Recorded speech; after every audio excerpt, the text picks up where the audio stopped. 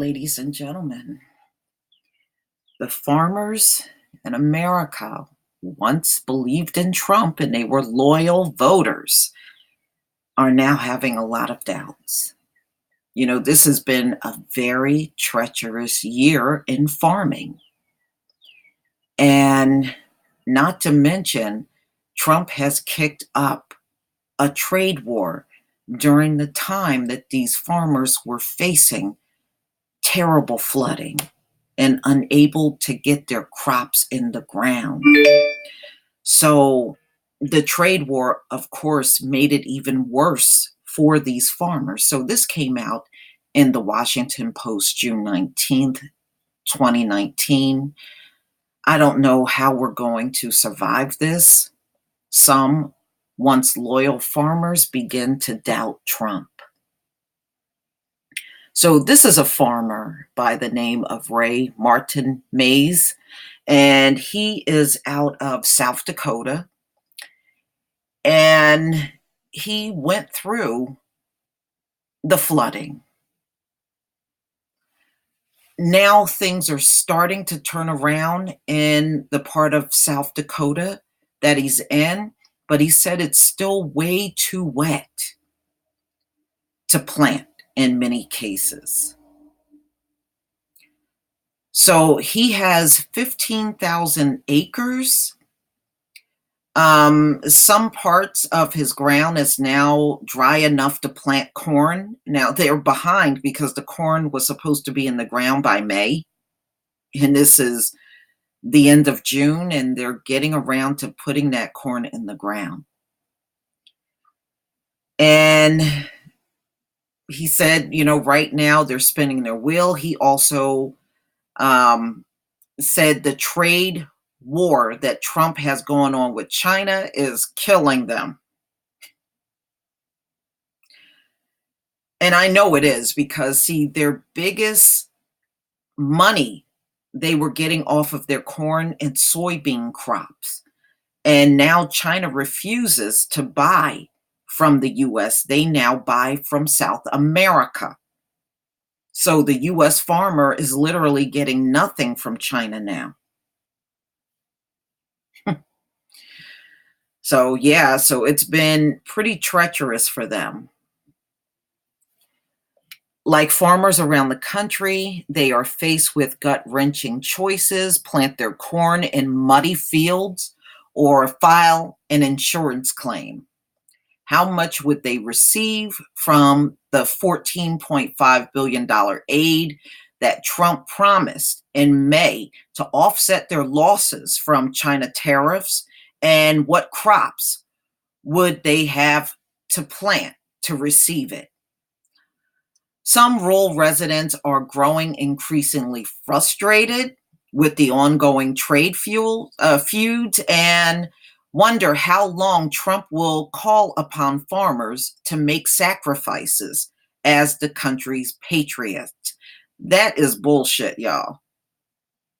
No offense, but I have to show patriotism by sitting around and going broke.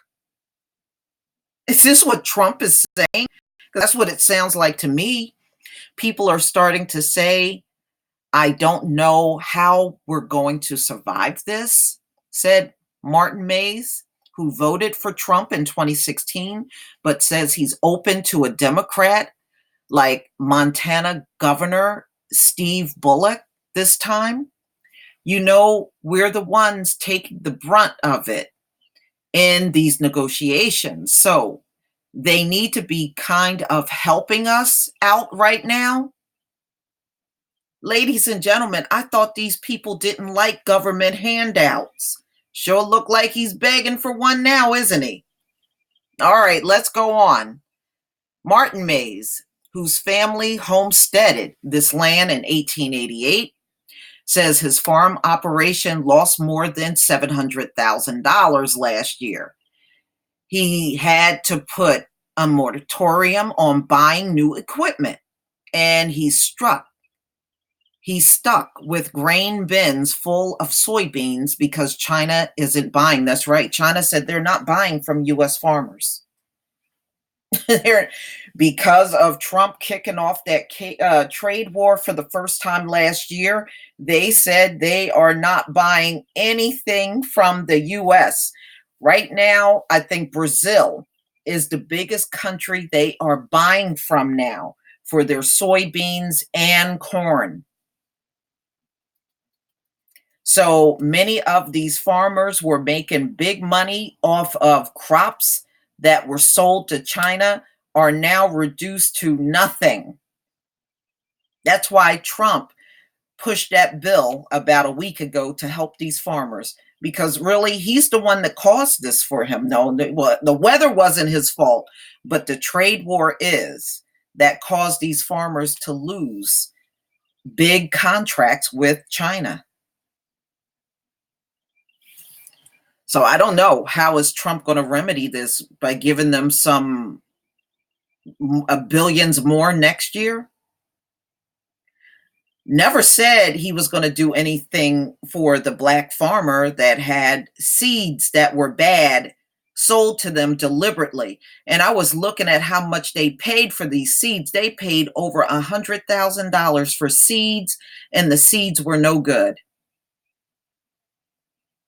Now, isn't it ironic? These farmers can't get their crops in the ground because the ground is waterlogged and all muddy, and the black farmers couldn't grow their crops either. Boy, what a difference a year makes. That was just last year when that happened. And now a year later, look at all the floods and everything in the farmlands this year.